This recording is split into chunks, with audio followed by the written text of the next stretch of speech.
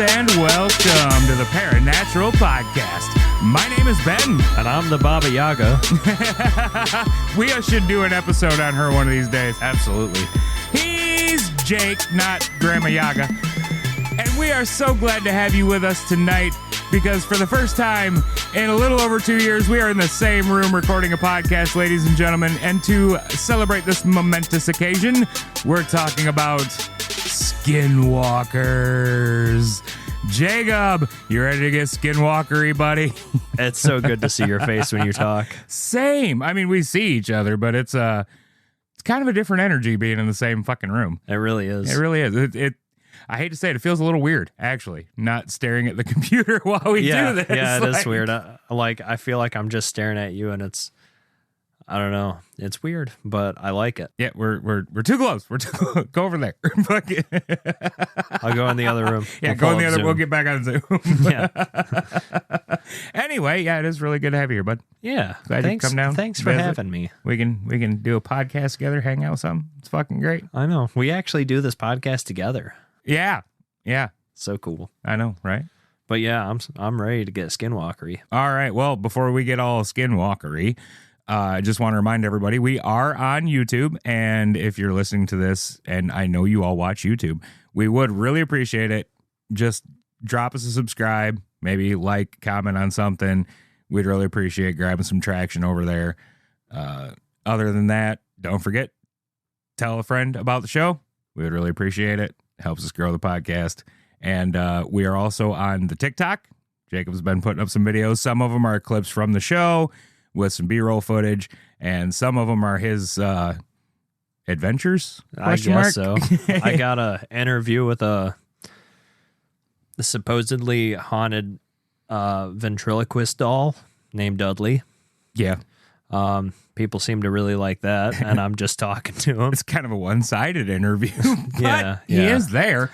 Then there's walks through the what used to be the town of Silent Hill, Centralia, Pennsylvania. Yeah, that's the one it was based on, right? Yep. And then there's an abandoned mine in the Upper Peninsula of Michigan. Which, let's not give too much away. Yes. But what happens in that video towards the end is I would have had to change my fucking underwear. I'm just saying. Oh, yeah, I couldn't fucking explain it. You were dead on when you said, I wish I would have brought my pistol. Yeah. Oh, yeah. Stay strapped to get clapped. That's how it is. I damn near got clapped. He almost got clapped. Yeah. Anyway, so yeah, give us a follow, give us a like on that stuff. And thanks for the traction. Yeah, we appreciate it. If you're listening and you come from any of those places, we really do appreciate it. And don't unsubscribe, you bastards. We had one YouTube subscriber that said, hey, fuck you guys, I'm out. It Asshole. was probably my girlfriend, to be honest. Asshole. She probably also gave us that 1-star review. I guess better yours than mine. Yeah, well, you're still new. Anyway, she still likes you. That'll change. So anyway, Skinwalkers. Yeah. Buddy boy. Yeah, so the first thing I want to say about them is, do you think there's ever been a porno made with a unicorn, but instead of a horn, it had a penis on its head? I would almost guarantee it. Okay. It's probably a hentai. Is that how you say that? Yeah, that's exactly how you say that. Perfect. So proud of you. I practiced in my Japanese. Weeb pervert. I had to practice in my Japanese. I will route to do this. Good thing Japanese people aren't as sensitive as some other folks, because we'd get canceled. Anyway. But let's name them while we're at it. Name what? Millennials. Oh. No, you're a millennial. Only on the outside, Ben. I'm barely a millennial, but technically am. Fucking kids, I hate them. Goddamn kids. Fucking bastards. Anyway. Bastard or bastages? Bastages. Yeah, that the fuck is a bastage? That's how old people say bastard. Oh, is it? Yeah. I've never heard an old person say bastage. That's all my grandpa says. Bastage. Maybe it's just your grandpa thing. Hey, now. And what does this have to do with skinwalkers? The dick pony. Is a skinwalker? Probably. Could be. All right. Tell us about the skinwalkers. All right. So I think first thing we need to do is caveat this entire episode by saying real information about skinwalkers from the Native Americans who originated the story is hard to come by. So we're going to do our best to tell you what we know, but it may wind up being more of a common lore than the actual Native American lore. We're going to do our best with it. Question about skinwalkers. Maybe. Yes. On the Wendigo episode, you said there was a certain way or a certain what they're called in Native American language that you wouldn't utter. On skinwalkers? Wendigos. Wendigos, that's not so much a thing. Okay, but they have various names. Different tribes call them different things. Okay. Does the skinwalker... So the skinwalker does. Is it the Yaba thing? Yaba thing? Yeah. The... What? Yabalushi or whatever? John Belushi. Yanald Lushi? Hold on, let me look it up. Okay. I'm petting one of your podcasts. That would be Morgana. Hello, Toothless. Yes. So, the first thing I'm going to say is that, as you know them, the Navajo people, they call themselves the Dine. Okay. So we're just going to start right there. Okay. This is a Dine tradition that spread throughout other Southwest tribes to the Utes and the Paiute and various tribes like that. And yes, in Dine, it is Yinaaldushi, as best as I can tell. That's what I'm reading. And supposedly by saying that, I just invited skinwalkers to come visit me, but I'm very far from the Southwest. And I'm pretty sure if they come up here, they're going to get cold. Yeah, they will. Or maybe we'll get a skinwalker Wendigo fight. Who knows? Or hybrid baby. Oof, that's worse. Yeah. That'd be bad. But anyway, like I said, the Dine are very hesitant to talk about them because they feel that, again, according to common lore, they feel that by speaking of them, you are inviting them. You're calling out to them. It's kind of a Voldemort thing. And I'm not afraid to say his name neither. Anyway. I forget, is Harry Potter the one we do not speak? Voldemort is he who shall not be named, yes. That's it. From Harry Potter. Oh, and then the one that I was thinking was The Village. M. Night Shyamalan Ding Dong. Ah, yeah.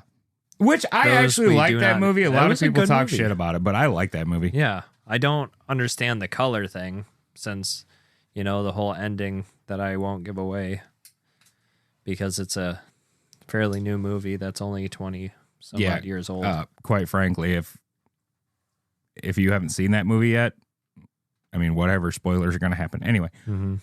But I like that movie. But yeah, so the skinwalker thing, they don't talk about them. That's why it's really hard to tell if what research we've done on them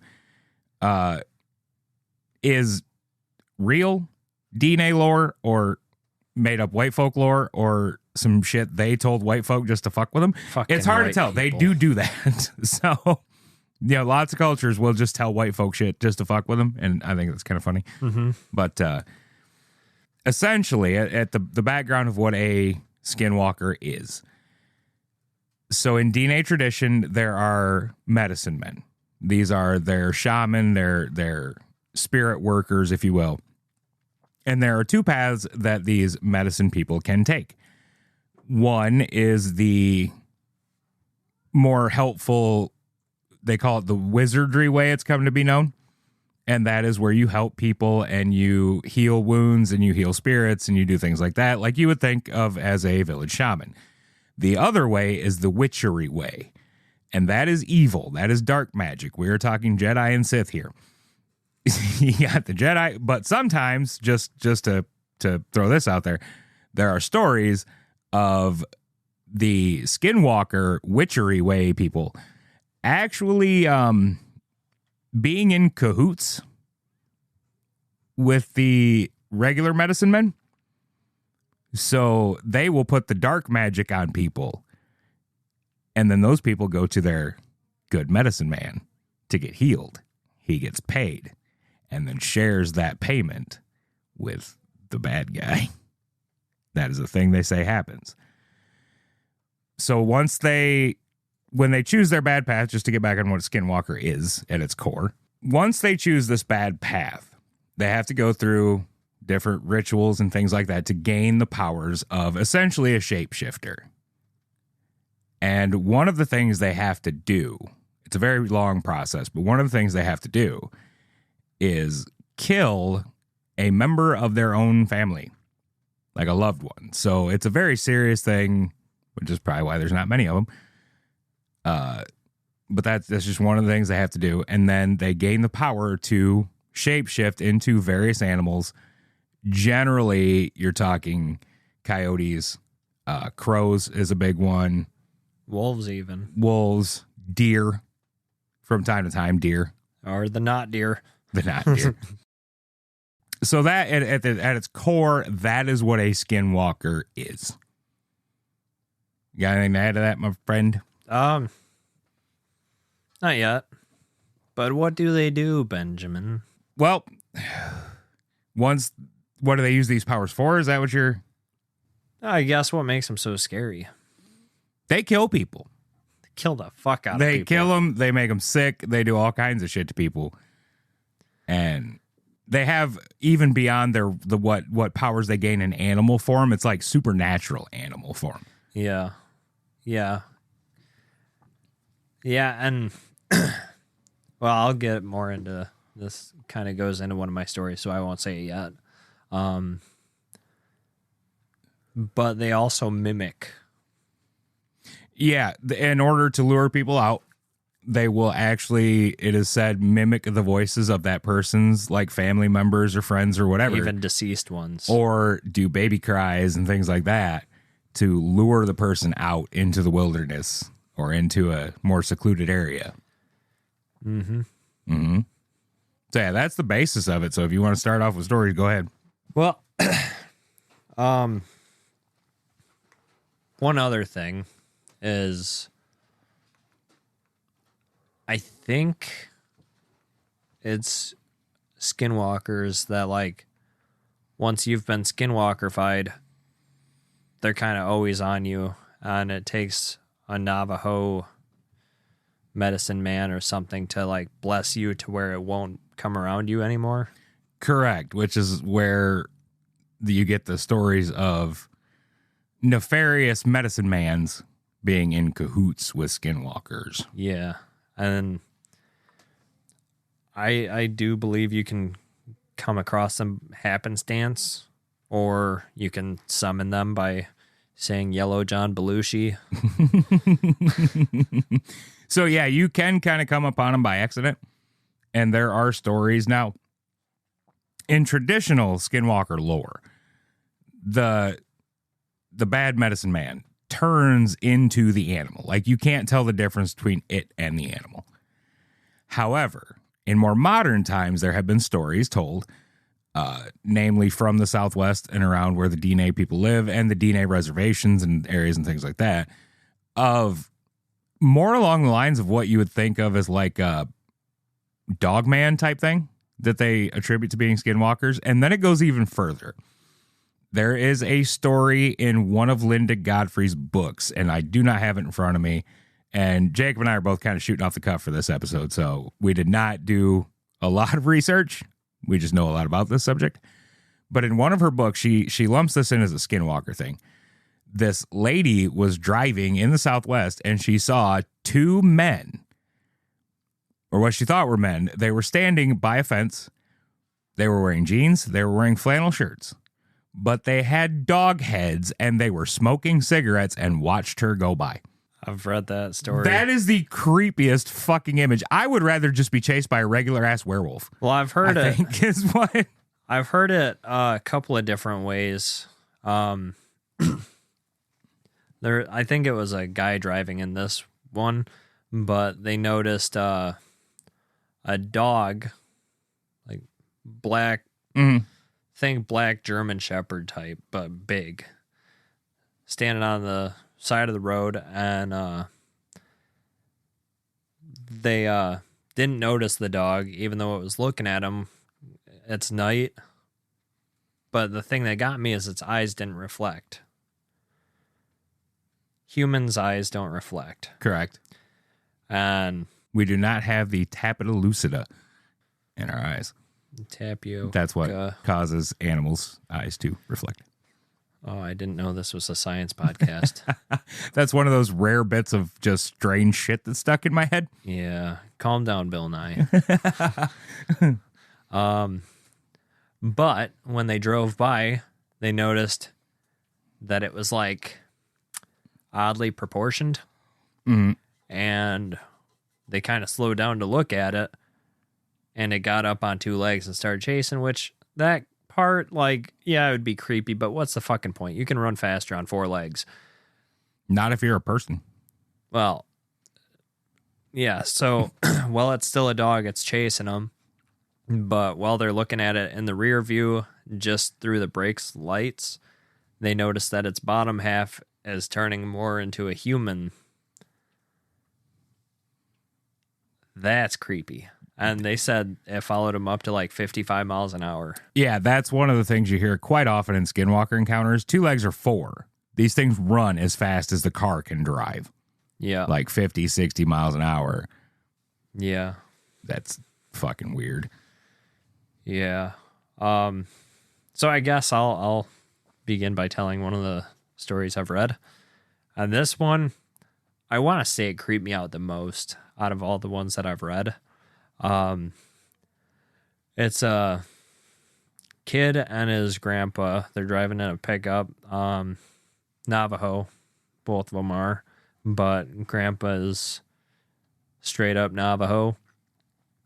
And they're driving when suddenly they feel the bed of the truck, like something landed in it. Kid goes to look, and the grandpa says, "Keep looking straight. Do not look at it," and starts saying prayer in Navajo. And he says he keeps hearing something like tapping on the back glass. And he's like trying not to look, and his grandpa keeps telling him, "Just look down, close your eyes, cover your ears, don't listen." And he keeps praying in Navajo, or saying, I don't know if they pray, but saying, you could call it that, Navajovian things. And it gets to the point where whatever's in the back climbs up on the roof, and it's like leaning over, tapping on his window, and he says it sounds like his mom, then it sounds like his brother, and it's telling him they need to let him in. They're about to fall off and die. And his grandpa just keeps shouting in Navajo as loud as he can, but this thing is speaking like directly into his brain. And it gets to the point where like miles and miles of this, where it's just tapping on the window talking to this kid, and like jumping in the bed, trying to mess him up, trying to like weight distribution, crash the truck. And the entire time the grandpa's just praying and praying and praying, like louder and louder, because he sees that his grandson's just like going crazy, hearing all these voices and everything. But the grandpa, he's hearing completely different stuff on the other end. He's hearing his grandparents. He's hearing like old friends that have passed, hearing people that are long gone. And it's just for miles, and they're driving fast. Well, 55, 60. Right, fast-ish. Yeah. Much faster than something should be able to keep up. Yeah, unless it's a effing cheetah. And even then, not for very long. Right. But this thing, they said it, or the kid describes it to where it's like a full load of firewood. That kind of weight. And it's just keeps jumping. Eventually, it gets bored, realizes Grandpa's not dumb, so it buggers off. And instead of going home, Grandpa just drives around for a long time. When the grandson finally opens up his eyes, he's like, "Where are we going?" He says, It can't follow us. We need to go somewhere safe." So he didn't want to go to his home. He ended up driving far, far away to where a medicine man lived. And he ended up blessing both of them. And like the way he described it, it's like putting a fog around them so that it can't be seen by skinwalkers. Mm. So, yeah, but I always just to kind of like put myself in the shoes of the person telling the story and how freaky that would be to me. Right. Like, I told last week, or our last episode, our 2-year, the baby crying, how I heard that. Mm-hmm. And that alone freaked me out. But I couldn't imagine if it was like my great grandma or someone who I recognize the voice, but they're dead, gone. Yeah, that would be real fucked up. Yeah, especially if like I'm driving or someone's driving and it's tapping on the window, talking in that voice. In your head. Yeah. How long are you going to be able to not look? Right. I think they also said in the story that if you look at it, you're basically like giving yourself to it. Yeah, like it can, depending. Again, we're not 100% sure what's real traditional lore and what's new lore. But yeah, there is the idea that making eye contact with the skinwalker is no bueno. That's very no bueno. Like it gets your soul that way. Basically, yeah. It's like the rake, isn't it? If you look into the rake's eyes, he gets you. Like he'll never leave you alone. Question mark? Okay. Maybe. Yeah. Sure. Well, I did the rake episode. Yeah, so you did the rake episode. I'm a genius. I just listened. I don't know. I don't remember. Gruesome gardening equipment. That was a long time ago. It was. So now that you've told a completely horrific fucking skinwalker story, let me share one that's not quite as scary. Still weird. So this one actually comes from the Navajo military base. That is what it's called. And it's told by one of the soldiers involved, obviously. And as the story goes, he and his partner were doing the perimeter checks. Routine stuff. And as they are now, this is a fairly modern story.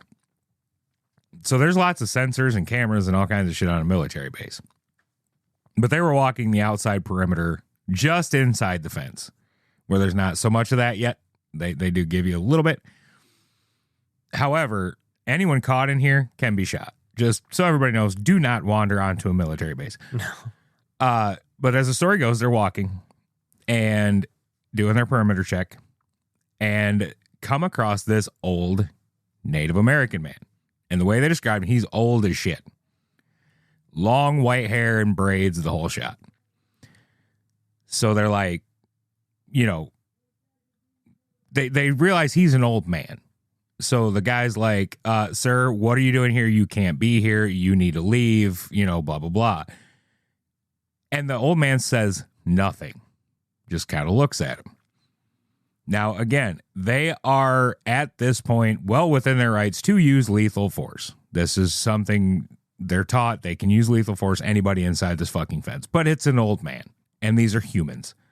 So they're like, fuck, maybe he's got Alzheimer's or dementia, and he doesn't know where he is, and he wandered on. What are we going to do with this guy? They're like, you know, sir, we need to see your hands. We're going to take you and get you some help. You know, can you tell us your name, anything, whatever? And the old man says nothing. Still, they're not trying to be forceful. They're still operating under the assumption that this is a not in charge of his faculties old man. So they turn and kind of confer with one another what the fuck they're going to do with this guy. And they radio in, you know, hey, there's somebody here. We think he's not with it. You know, can we get some help out here? And when they turn back, the old man is gone. But sitting right where he was is a rabbit. Aw. Now, rabbit is not one you hear a lot, No. but it's not impossible. So they're like, but there's just this rabbit. They're like, where the fuck is this old guy? Where did he go? And the rabbit takes off and like dips under the fence, and it's on the other side of the fence, and they're looking around for the old guy. Can't find him. But when they turn and look right where the rabbit was at, there's the old guy on the other side of the fence smiling at him, and he just wanders off. Skinwalker's got a sense of humor, I guess. He didn't use his powers for evil. He used his powers for fucketry. Well, that is another thought when it comes to Skinwalkers. Like, yes, the stories and legends talk a lot about them doing evil things and killing people, Mm-hmm. but a lot of them are also just kind of put them in a more trickstery type mischievous role. Yeah. So I haven't heard rabbit before. that was the first time I had heard rabbit, Yeah, that's pretty neat. but I can see the benefits of it. Like, if you turned into a wolf, Good luck getting underneath a fence. good luck getting underneath the fence. And also, they probably would have shot him. Yeah. Yeah, I would have shot it. But if you turn into a rabbit, they're going to be like, where the fuck's this rabbit come from? Yeah. Yeah, you said Navajo base, right? Mm-hmm. So, yeah, coyote, wolf. You're going to be like, oh, fuck. Boom. Yeah. Boom a few times. Yeah. Coyote, which is one of the more well-known skinwalker animals. Yeah, they probably would have just shot it for fun. Yeah. All right. Next story. Gonna ask your permission. It is the one that kickstarted Skinwalker Ranch. Oh, yeah, absolutely. I can tell it? The wolf, yeah, for sure. Okay. Oh, yeah, we were going to get there. Okay. So go ahead. So, I'm not... Oh, I don't remember what year it is or anything, but it's pretty early. 92? The year? I believe so. 1992? Yes. No. Yes. No. No, it's like 30s. Mm-mm. No, it is not. Yes, it is. No, it is not. The one that I'm thinking of, because he shot him with an old gun. No, he shot him with a fucking 357 mag and a 30-06, which have been around for a long time and are still popular to this day. Nope, it was 1994 when Terry and Gwen Sherman bought the ranch. Was it Sherman? Yep. They're the ones that the book was about. Okay. Well, I guess. So I was off by 2 years. Okay. Maybe I was thinking of when it was like ranched. Because like it was like Terry and Gwen ranched it too. I mean like The previous owners, it was like 34, wasn't 1934 was when it was the first owner lived there, yes. it? Okay. Okay. Well, so the story, how I recall, is they had just gotten back from the store, and there's a big wolf, but it's playful. Like the way they described it was like a dire wolf. Right? Yeah, it was. They were putting, I don't know if they just got back from the store or what, but they just got there. Yeah. Just moved the cattle into the pens and things. Yeah, and there was a few cattle, what's the word? Eating grass, grazing. Yeah, grazing. They had a fresh calf. Well, not a fresh calf, but a smaller calf. Yeah, fairly young calf. Yeah. Yes. And the wolf's just being like a playful big dog. Yeah, it was letting them pet him. Yep. And it, like, they saw it coming. Yeah. And it just walked right up to him. And like tail wagging, no threat. yeah. Like Terry Sherman was ready to shoot it like when he saw it. Yeah. But then he's like, this thing's not a threat. And eventually it goes over to the cows, starts like sniffing them, like they're in a fence. Right.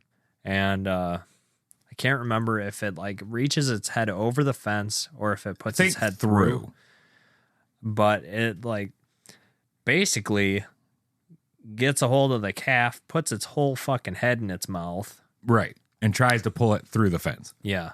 And the way its mouth opened, like it's a mouth don't open that big. Like calf heads are still quite huge. Right. And that's when they realized this thing's pretty fucking unnatural. So at that point, they get their guns, right? Yeah. Terry grabs his 357 mag out of the truck and proceeds to shoot it. Yep. Blows off a chunk of it, if I remember Not correctly. Yet. Okay. He So, shoots it. He unloads the 357, 6 rounds. Yep. And the wolf doesn't even flinch. Yeah, it just kind of like walks away. Oh, Didn't not even yet. flinch. Not yet. Still holding the calf's fucking face. Yeah. Trying to pull it through the fence. Whole head. Doesn't even flinch. So he goes and gets his 30-06. 6 is a big boy. And from point blank fucking range, he shoots it. It still doesn't flinch. So he shoots it again, at which point a chunk of fur comes off of it. Yeah. And then it like just kind of lets go of the calf, gives him this like, really, dude? like, really? And, oh, well, if you didn't want me here, you should have said so kind of look. And just walks off. For anybody not familiar, a 357 mag is not a little round. You can take out black bear with it. People have killed grizzly bears with the goddamn thing. Yeah, it's a fuck around and find out gun. A 30-06, there's nothing in North America that thing can't kill, let alone a wolf, even a big wolf. Honestly, I'd be surprised if you can't, like, if the right marksman couldn't take out an elephant with it. You know, I'm not sure. Maybe. Either way, it is a very powerful round. Yeah. For any animal to just shrug that off and walk off, that's fucked up. It'll explode a deer's head. However, it does fit with Skinwalker lore. Because according to the lore, again, as I've heard it, which may or may not be the factual lore from the DNA, the only way to actually kill a Skinwalker, now Terry being a hunter and everything else, would have been shooting chest lung area. Yeah. The way to kill a Skinwalker, you have to hit it in the neck. Because that is where the bad guy medicine man's head would be when he puts on the animal's skin. Yeah, it's the pelt that, yeah. So that is what they say is the only way to actually kill a Skinwalker. You have to aim for the neck. So if you're ever under attack by a Skinwalker, shoot it in the neck. Paranatural PSA. Yep. Shoot it in the neck. And then after he blows the chunk of it off and it walks away all willy-nilly like, doesn't he, it's him and his son? Or, I know there's at least 2 people. Or a couple of... Like the whole fam damnly was out there. His dad was out there, I think. Yeah, it just His wasn't son. the women. Yeah. No, I think his wife was there. I don't remember all who was involved in that part of the story. But they, the weird thing was it didn't bleed. Right. They found no blood anywhere. Yeah, and the chunk of fur, something happened with the chunk of fur. That part I do not recall. And I believe, like, it had great big paw prints, but the paws went from 4 to 2. Yeah, maybe. I remember that. I don't remember if that was that incident or a different one. There's a lot of shit. Skinwalker Ranch is going to be its own, probably multi-part episode. Yeah, because there is way more to Skinwalker Ranch than Skinwalkers. Yeah, for sure. Yeah, there's so much weird shit. It's its own Mel's Hole anomaly type deal. Yeah, for sure. But yeah, that's my story that Ben helped me with. So It's your turn. That's the Skinwalker part of Skinwalker Ranch. Oh, it's honestly like read the actual book because they tell it a bit more better than us. It's a great book too. So just by way of finding stories, I Googled Skinwalker encounters. Yeah, I got it too. This is 12 people to other stories. Oh shit. So completely unvetted this number. Lucy is following me. Is that the first one? Lucy is watching me. Yes. Is watching me. But I just scrolled down randomly to number 5. Oh, good. I'm reading that one. Not 5, 1. So number 5 is titled, "It had a dog's body, but with human hands and feet." Gross. There's something about when you mix like the animal and human parts that I don't like it. It makes me feel yucky inside. The wolf head, they're smoking cigarettes. Smoking cigarettes, like gross. You gotta Fucking imagine creepy, they're dude. getting the cigarette filter all like gooey All from slobber. wet and yucky, and they're gonna have stained lips. yeah. So anyway, I was spending a month with my cousins at my grandma's house. It was August, and my cousins' ages ranged from 10 to 15, and I was the oldest, being 15. I was staying with a 10, 13, and 14-year-old. We stayed up telling scary stories often, but one night, a few weeks in, we decided to make a campfire out back. Bad idea. My grandma's house is in a rural suburb. The neighbors aren't too far when you're driving down the road to her house, but in the backyard, it's thick forest with man-made paths through it. Each house is on a hill, so only part of the basement was actually underground. That isn't important until later, though. So we're towards the east side of her yard in a smallish patch of open land. You can't see the neighboring yards from there, and there was probably 3/4 of a mile to each side of us that belonged to my grandma. It was maybe 11 at night, and we were playing Truth or Dare after telling scary stories, and my 14-year-old cousin dared me and the 13-year-old to go walk through the paths for 10 minutes or so. I said yes right away, as I wasn't easily scared and rather level-headed, but my younger cousin was a bit more hesitant. We didn't bring a flashlight because it wasn't pitch dark yet, and we could see enough to not die. I like that. We were walking through the paths for about 5 minutes and could barely see the fire through the trees when we decided to turn. In the middle of the path was a large dog-like creature, hunched over with its front hands an inch from the ground. What I remember most was how its eyes were so fucking bright white, and it was humanoid dog-shaped with a human-like head, but a dog-like body, but human hands and feet. Again, gross! It looked right at us, and I know I was paralyzed with fear as it dashed away the opposite way from us, towards a creek that ran through the yard. Eventually, my cousin and I screamed bloody effing murder, that is a quote, bloody effing murder, and the other cousins and my grandma ran to us. I don't remember much here because I was really disoriented and I couldn't think properly, but I did wake up in bed, so I assume that I was brought up to the house. All the kids slept in the basement, in a big room with sliding glass doors to the outside. As the room was on the side that wasn't underground, my bed was pressed against a big glass window, and I could see my cousins playing outside down below. The house is in Michigan, so oh shit. Oh shit. You may have summoned it. Shit. Anyway, the house is in Michigan, so it gets slightly chilly even in the end of August, and there was a slight breeze. So I put on a jacket and ran to join them outside, skipping breakfast, not wanting to miss out on anything fun. When I got down, I could tell they weren't playing, but rather running to get my grandma. Her dogs, both of them, were dead, ripped up. That night, we went to bed early. I woke up at maybe 2 a.m. because I felt something hit my head. My cousins were all sitting on the double bed opposite me on the other side of the room. There was 1 bunk bed and 2 double beds. The double beds for me and my 14-year-old cousin. They were being quiet and staring at me.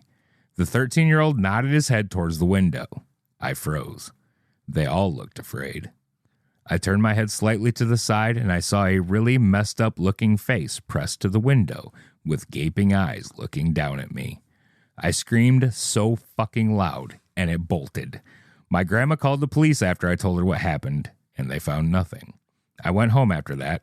And I have never been there during the night again. Fucking Michigan. Fuck, dude, fuck. Why am I facing the window? Why is my back to the window? What? I'm the one with the gun on me. Full access, buddy. Switch seats. I'd say you're probably a better shot than me. Shoot in the neck. Oh, yeah. Paranatural PSA. We might get to use it. Fuck. Shit. Why'd it have to be Michigan? Right. Oops. I wonder what part of Michigan. Does it matter? Uh-huh. Skinwalkers, fast, bud. They're fast as fuck, boy. I know, but They could be down here in a minute. UP, good luck running across that bridge. It's windy up there. Maybe they can swim. Oh, fuck. Dicks. Michigan's not safe. Shit. We gotta move. We are our own peninsula. We're moving to Montana. No. Alaska. There's probably scarier shit than skinwalkers in Alaska. Have you seen the size of the fucking bears up there? I can tell you who has. The grizzly man. The grizzly man. Oh, yeesh, rip. Which is also mentioned in one of my TikTok videos. Okay. I'm going to read the first one on that. All right. Fuck me. You're going to say its goddamn name. It's going to come here. You already said it like 4 times. Go ahead, say it again. I don't remember what it is. John Belushi. John Belushi. Yep. Yinaldushi. Yinaldushi.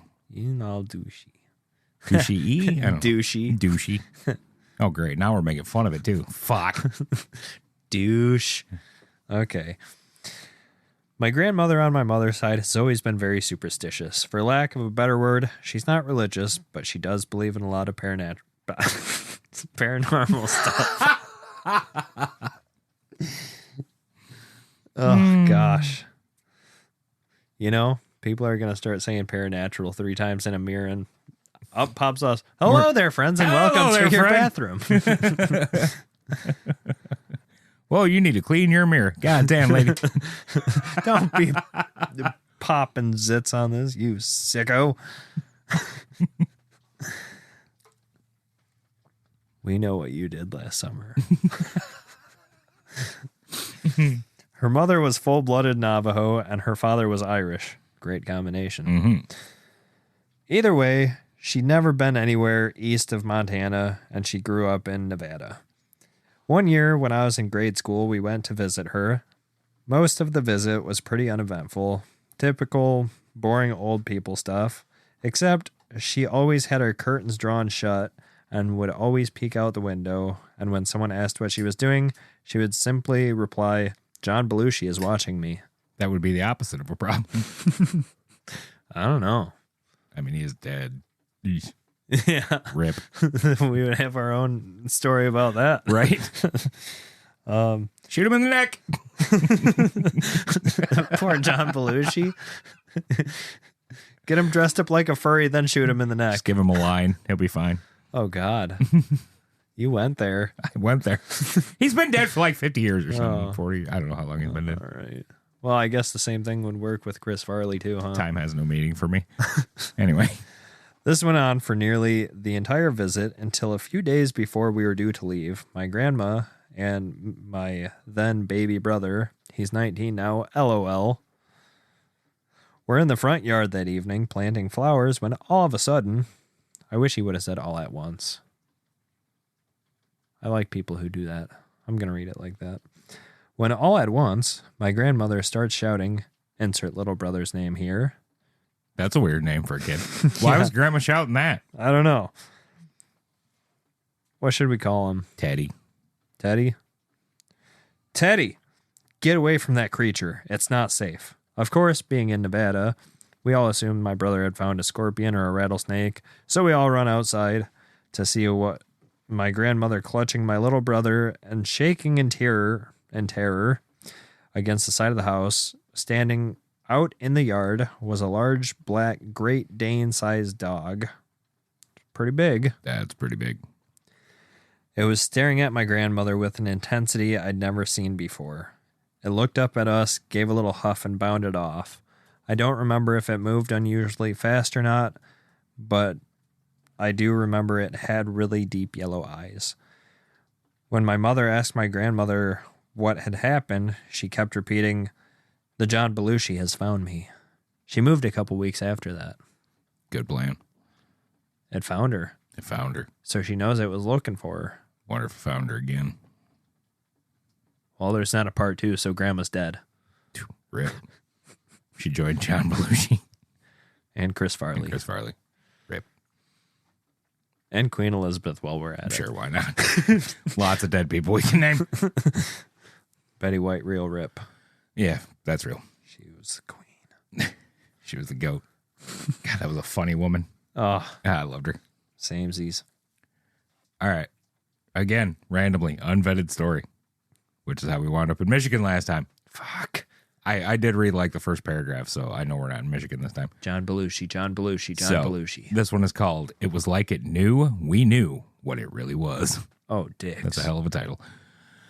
I decided to join my bestie Karen for a 3-day stay at her grandmother's place on the res. Karen. That's what it says. Her grandmother lives near a place called Tuba City, Arizona. I wonder if they make tubas there. In the middle of nowhere, but surrounded by rural homes. We go to college together, and I was kind of interested to know about Navajo traditions. The first day we stayed, it was pretty chill, nothing out of the ordinary. But then her grandma, not that old, around 67, said that a stray dog came out of nowhere and wouldn't leave. To me, it did act kind of strange and ugly looking. Black, shaggy coat, looked like a mix between a German Shepherd and a lab. It was a res dog. How is that ugly? I don't know. A duper cute. I would think so. That night, we were watching a movie in the living room. Had big windows that looked out into the front where the cars were parked. Nothing fancy. With the curtains wide open. Grandma was in the kitchen cooking dinner, and we were watching a movie. Next to the window is a medium bookshelf where DVDs are kept. So that tells you kind of how old this story is. Karen went to put back a DVD we had just watched, but she freaked out because that stray black dog was staring at us through the window, standing on top of the woodbox outside. Not something normal dogs do from my point of view, or hers. Usually, my dog, which is a house dog, scratches the door to be let in.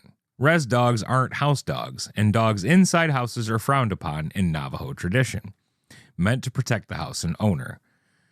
The dog seemed to stay away from it. Karen opened the door and yelled at it to get off the box. It ran off behind the shed. We went to Tuba City to get some groceries. Came back to the house. The dog was nowhere to be seen. Nothing unusual. Grandma went to visit some people, so it was just Karen and I. About 5 o'clock, we heard someone trying to open the door. Both of us looked out since there had been no car heard and no dogs barking. Looking out the living room window to the door, and there was the dog trying to open the door with its paws. I got a cat that does that. Fuck, Bubby's a skinwalker.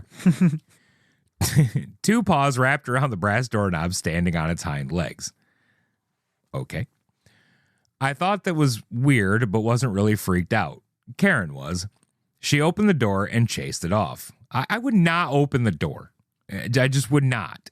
Are we sure Karen's native? She might be white. You know, if we didn't have stupid people, we wouldn't have many stories. Fair enough. Grandma came back later and Karen told her Grandma didn't like what she heard. She got ready to sleep. We slept in the spare bedroom since it had 2 beds. One window with curtains opened a little. We turned off the light, but there was a sound coming from on top of the roof. Pitter-patter footsteps and scratching sounds and panting. It then sounded like it jumped off onto the large plastic water barrel they had. At first, we heard what sounded like barking, but as it grew louder, the other dogs seemed to be barking at something also. But all of a sudden, something was running around the house barking, and it was no dog. Nope, it wasn't. This barking sounded human, a deep male voice barking like it knew that we knew it wasn't a dog. That's creepy. Some dude running around Woof. barking. Woof. Woof. That's in quotes right here. It says, and I quote, woof, woof, woof, rough, arf, arf, arf. That's exactly what it says. Rough's the way your mother likes you, Trebek. Just exactly like that, adding the W's, R's, and A's is what it says right here. Then panting again by the window, and we started freaking out. No shit. Karen decided to, in my opinion, this was stupid, and that's written here. That's not my opinion. That's in the story. Open the curtains to look out. There was the stray dog on its hind legs looking into our bedroom, but this time it stunk, and what I thought were 2 black holes in the neck. What? I'm reading what's written here, folks. It's not my fault. Another pair of eyes twinkled. Think of those ugly, glossy spider eyes staring at you. And the paws were deformed, looking hands with overgrown, somewhat thick and sharp fingernails. So, okay. You heard me read that and I read it. Are you getting the same image I am? The eyes in the neck? That's what that says? Yeah. Like Skinwalkers have when they... Okay. Again, both screaming and shutting the curtains closed. Grandma came running through the door and seeing it. First thing she did was grab ashes from the fireplace. Remind me to talk about that in a minute. Loaded 3 shells into the shotgun from under her bed, bless herself in Navajo, and went outside to shoot it. Yelling in Navajo about how the thing, air quotes, wasn't welcome there and to get the hell out of there for it go to linger somewhere else. Them both being traditional, the next day they called a medicine man to come over and put cedar in. He prayed over everyone with cedar smoke and an eagle feather, blessed the place, made us eat bitter herbs called eagle's gull or something, and gave me an arrowhead. Apparently, I needed to carry one for protection, and a little pouch called corn pollen. Seems to work pretty well. The medicine man said that dog was a skinwalker, which in Navajo is a long word, but I call them Yoshis. Yadalushi. Yeah, there you go. Yeah. The body of the stray dog, which was killed by the skinwalker, made an illusion so we wouldn't know it wasn't a real dog. He also said that Yoshis tend to harm people by using some sort of human bone straw to spit at someone. Think spitballs, only deadlier, and get human bones into them. Doctors can't detect it, but the medicine man that day pulled a piece of human skull out of Grandma's right shoulder. Pretty big, about 2 inches long and 1 centimeter thick. Damn. It was real because we watched him pull it out of her. That was intense. So as poorly written as this story was, that's creepy as fuck. it actually puts a lot of it. Yeah, it's creepy a as lot fuck. of facts. Yeah. It also puts a lot more of the lore into it. Mm-hmm. The bone dust thing they shoot out of the straw. Yeah. That like it's supposed to be some kind of like spiritual poison. Yeah, the way I always thought of it is like basically how you get a dog chipped. Mm-hmm. Basically, if you get that bone fragment or whatever in you, they have you.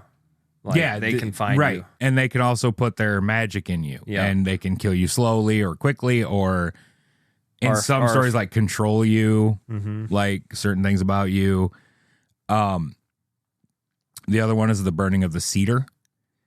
So that's a lot like what Plains tribes did with sage, and a lot of people are familiar with the sage in Wiccan tradition. Yeah, they use a lot smudging. of sage. It's the same thing, but there's no sage growing in the desert, but they do have cedar trees up in the hills. The ashes thing. Yeah. So I want to come back to that. In DNA tradition, the ashes, you cover yourself with ashes when you deal with dead bodies Mm-hmm. or with anything spiritual, because then the spirits can't attach to you. So either whomever wrote this poorly did a lot of fucking research, or that shit happened. Arf, arf, bark, woof. Woof, woof, arf. Rough. Rough. Rough. That's rough. It's fucking rough. There's something I wanted to say about that. Was that a fart? That wasn't me. John Belushi? Goodness, there was something I wanted to say. Well, for one, Karen would be the first to die in a scary movie. Yeah. What was... I'm not saying anything, so it's easier to edit. Please load. No kidding. Loading screen. Spinny, spinny, spinny, spinny. This is Windows 95. I don't know. I ain't gonna think of it. Alrighty then. Anyway. Okay. There's a great story. Honestly, that goes with like the trickster and the more creepy aspects of it. Like the bark, woof, arf, arf. Yeah, it's just fucking with them. Yeah. Yeah. And like panting and stuff. Yeah. And then it's standing up on two. Oh, okay. I remember what I wanted to say. Windows 95 finally loaded. Yeah. All right. The cedar thing. Mm-hmm. I don't know. where my brain was going with this, but nobody knows like where it came from, but I even do this. Wood chips, if you're getting pests like around your house or in your house, and anything from like spiders to like anything really, everyone says cedar chips. And my grandma, she would cedar chip the shit around her house, like, and it reminded me of the grandma in this. Derek and I went over to her house once. She was gonna watch us, and she would always tell us ghost stories. Like, I think that's another thing that really got me into this. But there was one time we went over there, and we walk inside, give her a hug, all that stuff, and she walks in her room, walks back out with a 12 gauge. Keep in mind, she's like 5 foot at this point, like maybe 100 pounds. Teeny tiny lady. But she walks out with a 12 gauge. She gives Derek and I BB guns. And she's like, we're going to go shoot something. We're going cougar hunting. Because like something was freaking her out. And she said it was getting way too close to her house and all that stuff. And I remember when we got back, she was looking for signs now, like with all my trapping and stuff experience, signs now that like don't really make sense to me. She was looking for not claw marks, but certain marks on a tree. Yeah, That's not what cougars do. Right. Bears will. She was looking for horizontal. Yeah, no, bears are vertical. Usually. Right? Yeah, because they stand up and claw, like to be a big bear. Yeah. And I want to say when we got back, she was keeping us occupied, but away from windows. Interesting. Yeah. That's not my story. But like that the whole interesting, cedar though. thing kind of reminded me of that. Like my grandma was fearless too. Even if it was a cougar, she's tiny, but she's gonna shoot it. Take you out there with nothing but a BB gun. Your ass was the bait. That's what it was.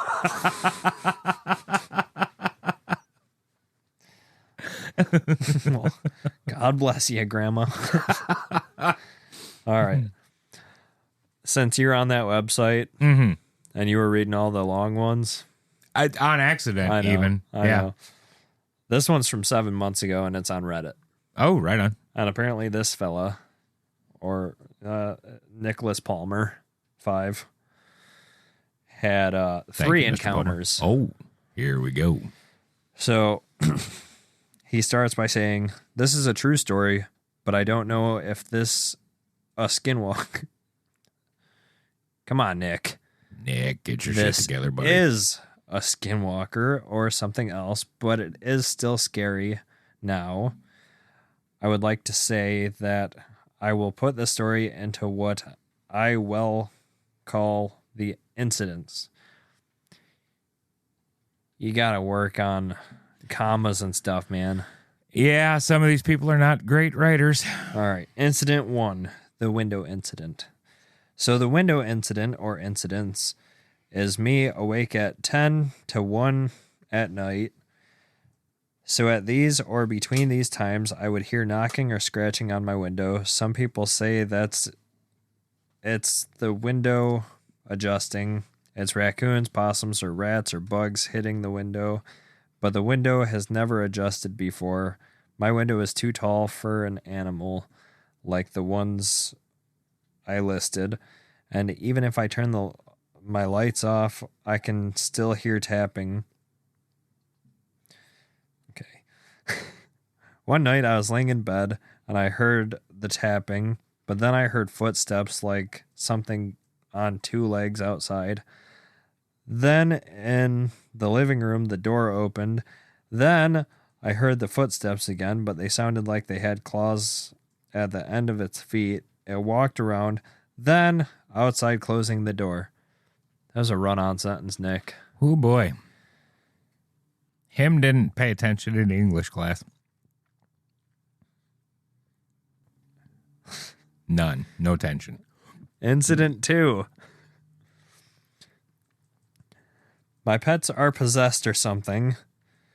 So basically, my cats would be under my bed. You may think or say, what's so scary about that? Well, the first time it happened was when I was trying to get my cat Bear out under my bed, but when Nick is messing me up. Come on, Nick. When I was trying to get her, my dad said that she was now under the kitchen table. When I had put her outside, I locked... This is super hard to read. I looked under my bed only to see Bear still under it. One day when I came home from high school, I accidentally hit one of the cats under the covers on the floor, but Bear was in the kitchen and Bit was sleeping on my bed. After an hour, I made some coffee and put it on my nightstand. When I leaned over to take a drink, I saw my cat Bit under the bed. His neck looked twisted, like he crawled underneath and snapped his neck at me. When I tried to look at him, he was gone in a flash, but the whole time he was on my bed. This happened recently. I was outside of my porch. My dad then told me that he saw a cat that looked like Bit, being black and white, but there has been no other cats around us, and we live in the country, and plus a week ago, Bit died by getting ran over. Rip Bit, but still work on your English skills. Incident 3. Incident 3. The outside. Oh, no. So these incidents happened when I'm alone outside. This is going to be a quick one. The first one happened when I was outside and I heard rocks being thrown at the roof of the porch. There was no storms or hail, and it happened randomly. These is the last thing that happened and still happens. So when I'm outside, I hear and see our garage move. Damn. And something slamming into it. You may say wind, but it's not windy out. This is my story. Hope you enjoyed it. I kind of didn't, Nick. In fact, I'm sorry our podcast people had to listen to that, Nick. That was some shitty shit. You want to see if you can find a more well-written one to leave us off with there, bud? Are we only doing one more? Yeah, find one more. Okay. We might just take Nick's right out of there, but I couldn't make heads or tails of it. You know what? I want it to be on here so Nick knows what he did. All right, fair enough. Sorry, guys. We'll get you a good one. Hold on. Fucking Nick. Please hold. Nicholas Palmer 5. Fucking butthole. Learn to punctuate, you dick. No kidding. There's commas. There's periods. I really would have loved to have loved your story, bud, but I didn't understand it. Yeah. There's not 7 thens in a sentence. Then. All right. Maybe it was the Skinwalker writing it. Well, the Skinwalker needs to go to fucking school. Hard to type with pause. Yeah. Skinwalker never learned proper English. Effing Skinwalkers. All right. This one is called They Ran Away on Their Back Legs. And there's periods in it, so we're good. Yay! Punctuation. So this happened about 12 years ago. My family owns a farm in the heart of an Indian reservation. Whoa. Ooh. Native American. First Nations. Here we go. One winter, I was home for Christmas taking care of the farm while my parents were away Christmas shopping. As I was home by myself, way late in the night, and I hear all of our cows freaking out. I knew it had to be the wild dogs that are rampant in the area. So I throw on some boots, grab a shotgun, load it up, and head out to the field. There Good old you go. American boy right there. There you go, bud. This was a perfect scenario for a horror movie. It was cloudy, but there was a full moon, and it was breaking through the clouds just right to light up the snow. I ran out to the middle of the field, and just in time to see two dogs. They were standing up, facing each other and fighting, I think. Perfect 2 for 1. So I pumped a shell into the chamber of Mr. 12 Gauge, and then it happened. The two dogs heard the rack, they both stopped, looked over at me, and ran away on their back legs, capitalized. Immediately, I froze, and every ghost story about skinwalkers and all the other native legends I grew up with flew through my mind. Keep in mind, I'm a white guy, and up until then, these were all just boogeyman stories the native kids would tell us to scare us. That night, they became real to me. That's creepy. Yeah. At least he did the right thing.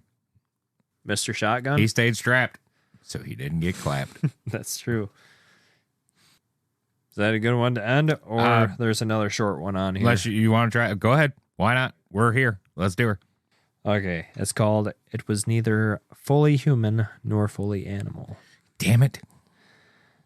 In July 2004, near Gallup, New Mexico, I had my first and only encounter with a skinwalker. Before this, I used to say, I'll believe it when I see it. Well, I'm a believer now. What I saw was not full human nor full animal. I was moving and had just completed the cleaning and was with my 10-year-old son. So it's an adult. All right. All right. That's good. Yeah. The Rangers just beat the Capitals, by the way. We had called it a night and were heading to our new place. As we walked out to the front door, I saw a figure move from behind my neighbor's car to a nearby tree that stood between our apartments. It didn't have glowing red eyes, snarling teeth, or a rotten smell. That's another thing I want to talk about before we... Yeah. It did move quickly, but not quick enough to avoid the light from the nearby light post and porch lights. It didn't look at me or come towards me. It moved as if it was trying to avoid being seen. It was within 15 feet, but I did not look back to fully inspect it. What I saw was a wolf-like animal that sort of resembled the Beast in Beauty and the Beast, just not cartoonish. It had brown fur that completely covered it. It wasn't a pelt. It was a very large wolf. It didn't have any human traits except it walked on its hind legs. It cowered behind the tree as we got into our vehicle. When we got in, I asked my son, "Did you see that?" Thankfully, he didn't. My brother-in-law insists that it wasn't a skinwalker because I would have never seen it. To this day, I can picture what it looked like, know they exist, and pray I never encounter one again. Creepy, but anticlimactic. I feel like a lot of more true paranormal stories, like the ones that most people will tell and that they will look you right in the eye and tell you, are anticlimactic. You get good climaxes when you make shit up. It's true. But a lot of if you just talk to people and they, like I said, they look you right in the eye and you can tell that at the very least they believe something fucked up happened, the story is anticlimactic. Well, I've noticed when I've read Navajo stories, like, it usually ends with them being blessed and like carrying arrowheads and all that stuff. But when it's a white dude or non-Native American, they're like, I fucking saw it. The end. Well, I mean, there's probably a reason for that. Yeah. You know, the white folk don't know how to deal with this shit. Mr. 12 Gauge. I mean, that'll work. That'll do her. In the neck. Stay strapped, get clapped. In the neck. Now the stench. Yes. Yeah. So the stench, I don't remember us saying that. Nope, we have not covered that yet. But nearly, I know it says it in the lore and like a lot of the stories, they'll smell like rotting meat. Yeah. So I'm fucked because My sniffer don't work. You ain't gonna know it's coming. I am very familiar with that smell. I think everybody is a trapper and all that stuff. But do you know the reason why? I do not know the reason why in the lore, but I can fathom one of two educated guesses. You're probably thinking one of the ones that I'm thinking. So the first one that I'll go to is the evil. Just evil smells bad. Yeah. You know. The other one, they're wearing a fucking pelt. Bingo. Yeah. They're wearing animal skins. Yeah. And like, though Native Americans could tan and wear the furs, you can't exactly get all that smell out without like the taxidermy. And I mean, even if you do not upkeep it, you know, natural leathers and things can rot. Yeah. And they do still smell bad when they do. Oh yeah, you still get it wet. It's still going to smell like wet animal. Too. Right. Like that's just the way it works. Yeah. Okay. So yeah, that's my theory anyway. The same. Both theories, I guess, work equally well. Evil does stink. Evil stinks. Don't be evil or you'll smell bad. Good smells like Old Spice. Original Old Spice. They are not their sponsor, our sponsor, but it smells like Brute. Anyway. Brute. Mine smells like amber or wood. All right, ladies and gentlemen, as always, we thank you so very much for spending time with us here on the Paranatural Podcast. We hope your holidays have been joyous and peaceful and all those good things. Happy New Year. We won't see you until a little after the New Year. Anyway, as always, share the show with a friend. Give us that subscribe on YouTube. Check us out on TikTok. If we get enough people on there, we're going to do like live stuff. So, you know, go ahead and do that. Other than that, as always, we love you. Good night. Hope you had great holidays. Is this on? Yeah. Now it is. Yeah, I hope you had great holidays. Hope you enjoy us disrupting your time off. Because we enjoy disrupting your time off. That's real. And have a great night, everyone. Don't say Yabba John Belushi near a window. That's right. Watch out for Yoshis. Good night.